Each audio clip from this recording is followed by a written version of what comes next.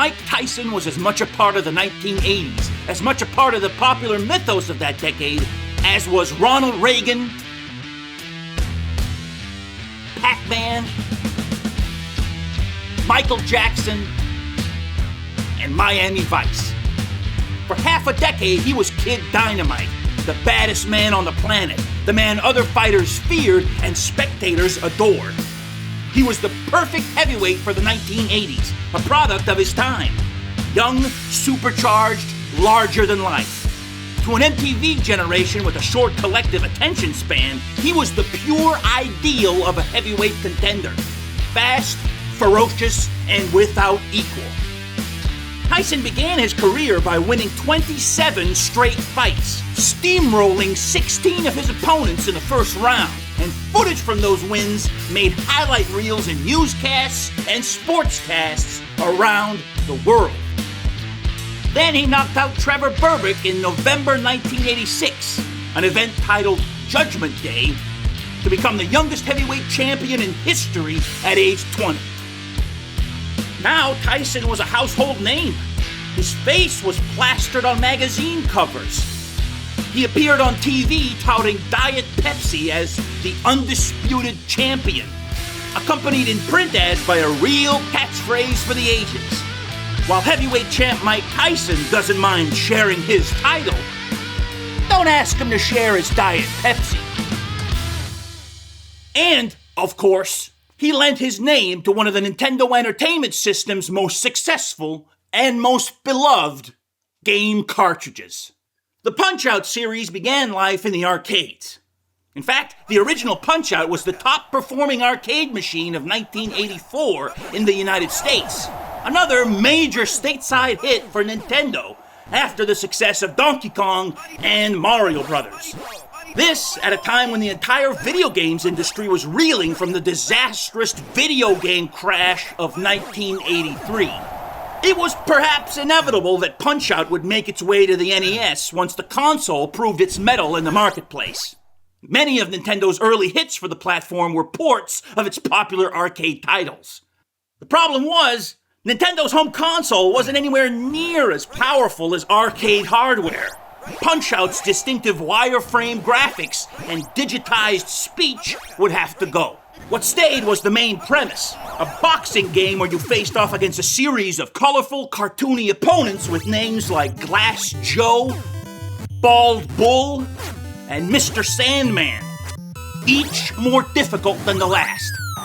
The endorsement of Mike Tyson, who was the undisputed heavyweight champion of the world by the time of the game's release in 1987, was the cherry on top. Mike Tyson wasn't just the most feared man in sports anymore. Now, he was the most feared man in living rooms across America. An icon, a symbol, a boogeyman to millions of Nintendo kids. Something like Bowser, like Ganon. But Mike Tyson was real. He was real, he was undefeated, and he was beating the ever-loving shit out of anyone stupid enough to get in the ring with him, including former heavyweight champ Larry Holmes. That was a right hand, and down goes Holmes from a crashing right hand.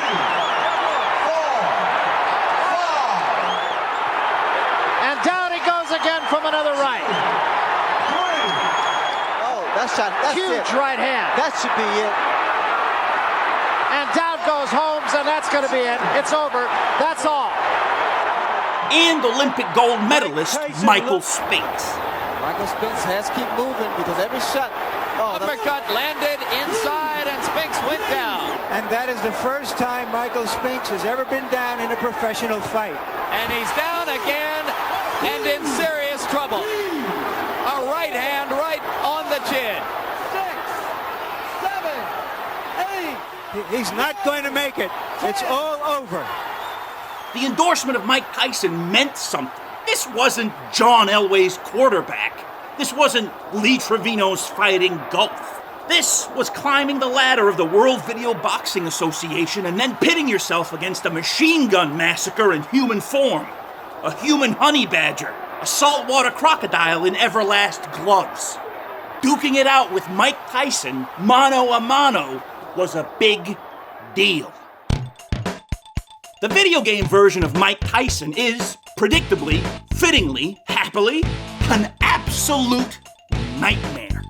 It wouldn't do to have Kid Dynamite's 8-bit doppelganger not live up to the hype. For the first minute and a half of the fight, Tyson does nothing but throw dynamite punches. One punch and you are down. 3 of these punches and it's lights out for good. The reflexes required to dodge this assault, let alone hit back, are the province of the very talented and the very young. And I, unfortunately, am neither. Then again, even those mentioned can have a hard time. In the premiere issue of Nintendo Power, a stumped gamer asked for advice. Nintendo Power's tip, maybe the most useless sentence ever put to paper in the English language, was, and I quote, "Start landing as many strategic counter blows as you can to wear him down and gradually earn points towards your victory." Yeah, and next I'll start work on my homemade nuclear reactor. And then sculpt a life-size reproduction of Michelangelo's Pieta, after I'm done proving that the real part of every non-trivial zero of the Riemann zeta function is 1/2. Yeah, I had to Google that last one. Sue me. With Mike Tyson's name on the box, Punch-Out would have sold oodles and oodles of copies, even if it had been the pits, or merely average. But, in fact, Punch-Out isn't just average. It isn't merely good compared to your standard NES sports title. It's a bona fide, guaranteed, 100% no buts about it classic.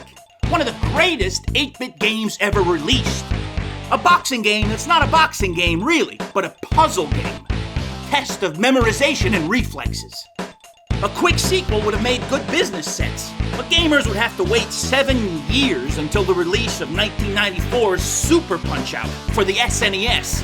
A great game that might even be superior to the original. Meanwhile, Nintendo's contract with Mike Tyson expired, and Punch-Out was re-released in 1990 as, well, as Punch-Out. Just Punch-Out. With a new final boss. Yeah, that's right. In one of the first recorded instances of video game whitewashing, Mike Tyson got the boot, replaced instead with a nondescript white guy called Mr. Dream. Weird. But I dare say, that wasn't the worst thing to happen to Mike Tyson in 1990.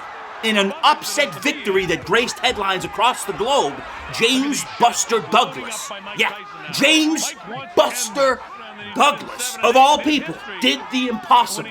He beat Mike Tyson in what one author has called the last great fight. End of an era. Mike Tyson was down and out. No longer undisputed champ, no longer undefeated, no longer invincible. To add insult to injury, old Buster was now gracing the cover of video games. James Buster Douglas Knockout Boxing, a quick rebranding of what was originally an arcade title called Final Blow, hit the Genesis shortly after that fateful fight in Tokyo. Sure, it was a piece of shit, but the idea, 1 minute you're on top of the world, and the next minute you're on the floor, desperately groping for your mouthguard as the referee counts to 10, and your whole shtick, your whole aura, your whole claim to fame is gone. Poof, just like that. And the man who beat you, a nameless, graceless, faceless 42-1 underdog, now has his own Sega Genesis game. That'd be enough to make anyone crazy, which would explain many of the, interesting events that would transpire in Mike Tyson's life in the following years. Still, Mike Tyson was Mike Tyson, even if he wasn't champ anymore, and his face and name were still sought after by game developers intent on crafting the next big boxing title on home consoles. A sequel to Punch-Out was unforthcoming, so others picked up the mantle. Now here's where things get a little dicey. The popular myth, and it is a myth as far as I can tell, is that Nintendo commissioned Beam Software to develop a sequel to Mike Tyson's Punch-Out.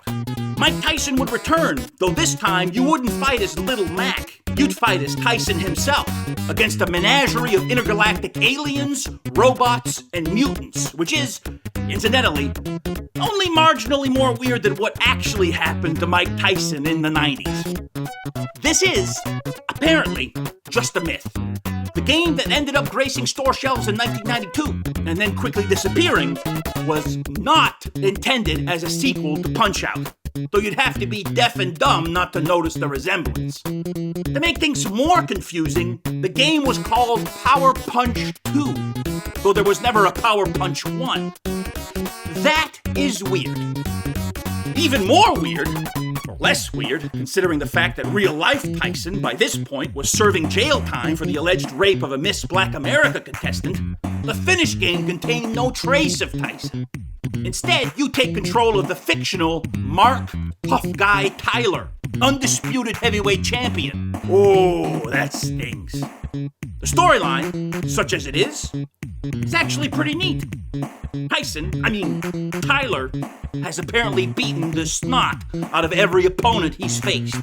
In a post-fight interview, Tyler's manager, who looks nothing like Don King but manages to be just as creepy, boasts, "There isn't a man walking this earth that stands a chance against him." The broadcast is apparently picked up by Gordo Gloop, chairman of the Intergalactic Boxing Federation. He has the bright idea to invite Tyler, to do battle against the IGBF's stable of fighters, which includes such brawlers as 9763 Borg, Alpha Bonehead, Lex Lumpblocker, and Pugly Positronic. So far, so good. You select Start New Game and you're taken to a pre-fight training ship. These training sessions aren't mandatory, you can skip them, but the more you train, the better off you'll be. Every 2 consecutive hits you land scores you some more endurance, strength, and agility. Then, the fight. In essence, the formula is pretty much exactly like Punch-Outs. You win 3 fights to become Solar Champion, another 4 fights to become Galactic Champion, and then 5 more to become Intergalactic Champion. At that point, finally, you can challenge the undisputed heavyweight champion of the universe, a mohawked menace in a miniature flying saucer called Fighting Fly-Mo. Still, even though Power Punch 2 looks an awful lot like Punch-Out, in fact, it looks like the lost Punch-Out sequel that many claim it is, even though it isn't. It doesn't feel like Punch-Out. Unlike Little Mac, whose feet were glued to the canvas, Tyson, can I just call him Tyson? Tyson can move from left to right and right to left. And while that sounds intuitive, closer to real-life boxing, I guess, it wrecks the delicate system established by Punch-Out. Now, instead of having to carefully memorize and anticipate your opponent's attacks, the strategy of the day is to meander left and right while your opponent swats helplessly at the air. Their programming doesn't do well against a mobile target, so it's a cinch to lead them on a goose chase and then spam them with hits before they have time to unload any of their own. This, to put it mildly, is a lot different than Punch-Out. Meanwhile, the graphics are okay, I guess. It all looks and feels a bit dull, a bit unfinished. This should be all well and good for an NES launch title, but Power Punch 2 was released in 1992, 7 years into the console's lifespan, and a full 5 years after Punch-Out. Factoring that in, and considering the graphics other developers were squeezing out of the aging console by this point, Power Punch 2's lackluster presentation really stinks. So, repetitive gameplay, bad graphics, mediocre sound, and no Mike Tyson. It's not that hard to see why Power Punch 2 tanked and then faded into obscurity. Still, there's a more interesting game buried beneath Power Punch 2's second-rate surface, if only because Mike Tyson was actually slated to appear at one point. A prototype of Power Punch 2, then called by its original title, Mike Tyson's Intergalactic Power Punch, appeared at the 1991 Winter Consumer Electronics Show in Las Vegas. Electronic Gaming Monthly previewed the game in its March 1991 issue. Their verdict? Similar to Punch-Out and equally entertaining. Well, they got one of those right. Nintendo Power covered it too and wrote, "One of the most appealing aspects of Power Punch is that you box as Mike Tyson." Of course, by the time the game made its way onto store shelves the following year, Mike Tyson was no longer undisputed champion, was no longer undefeated, and was no longer a free man. The decision to axe his celebrity endorsement was probably an easy one, but it meant that a vital part of the game's draw was suddenly gone, and naming the game Power Punch 2 despite there not being a Power Punch 1, was probably a desperate attempt to fool gamers into thinking this was indeed a sequel to Punch-Out. That's where things stood until 2009, when an unsuspecting gaming public awoke to a blazing headline on Kotaku.com. Mike Tyson's Punch-Out in space released 17 years later. Yep, just weeks before the release of a new, updated version of Punch-Out for the Nintendo Wii, what would end up being one of the system's most charming games, the prototype ROM for Mike Tyson's Intergalactic Power Punch surfaced online. No one had been waiting for it, no one asked for it, and no one wanted it. But here it was, a snapshot in time. Dictionary.com defines curio as any unusual article valued as a curiosity. I guess that's about as accurate a word for it as any. The game, the original game, purportedly the 1991 Winter Consumer Electronics Show prototype, plays exactly like Power Punch 2. The only difference is the main character. Finally, you can now play as Mike Tyson in the game that cut ties and disavowed his existence entirely. There's absolutely no reason to do this. Not when you can dig out your Xbox 360 and play something like Fight Night Round 4. But there is some small satisfaction in knocking around a humanoid mutant from an Argulon 5 and pretending you're in an alternate timeline, Back to the Future style. An alternate timeline where Tyson's life and career didn't go right down the toilet after his defeat at the hands of Buster Douglas in 1990. Oh, what could have been. Dudes and dudettes, till next time.